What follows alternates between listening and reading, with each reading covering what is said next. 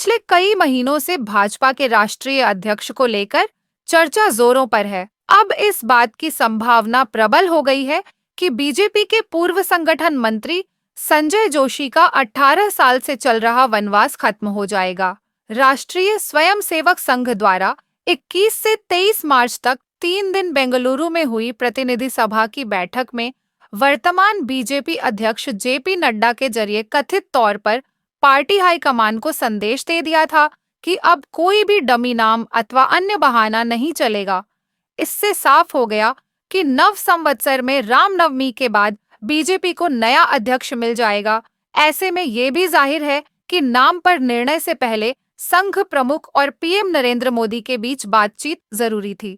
इसी बीच पीएम मोदी नागपुर पहुंचे थे और ऐसा कहा जा रहा है कि उनकी मोहन भागवत के साथ इस मुद्दे पर भी बातचीत हुई है।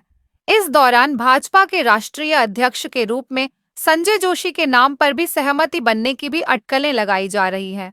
हालांकि ऐसी चर्चाओं के बाद से बीजेपी में आंतरिक खलबली मचने की भी चर्चा है।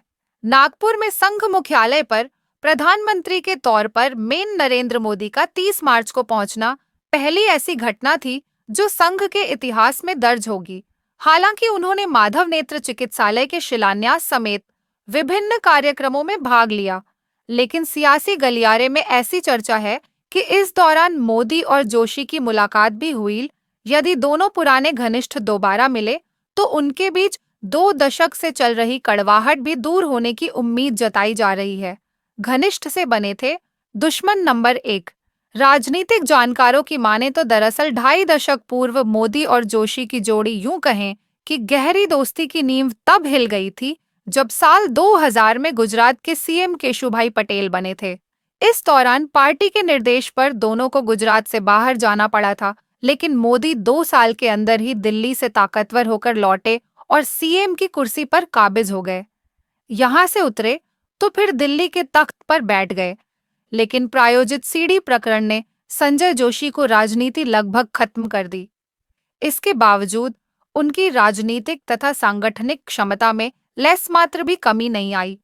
वह अपनी व्यवहार कुशलता के चलते बिना सत्ता के राजा बने रहे। आज भी देश भर के संघ हो या फिर भाजपा से जुड़े लोग अथवा उनके माध्यम से आए व्यक्तियों की समस्या निवारण वह फोन के जरिए ही कर देते हैं। विगत 9 महीने से उनके राष्ट्रीय अध्यक्ष बनने की चर्चाओं के बाद से भीड़ में इजाफा हो गया है। उनसे मिलने वाला हर कोई उनकी सादगी तथा बेबाकी का कायल हो जाता है।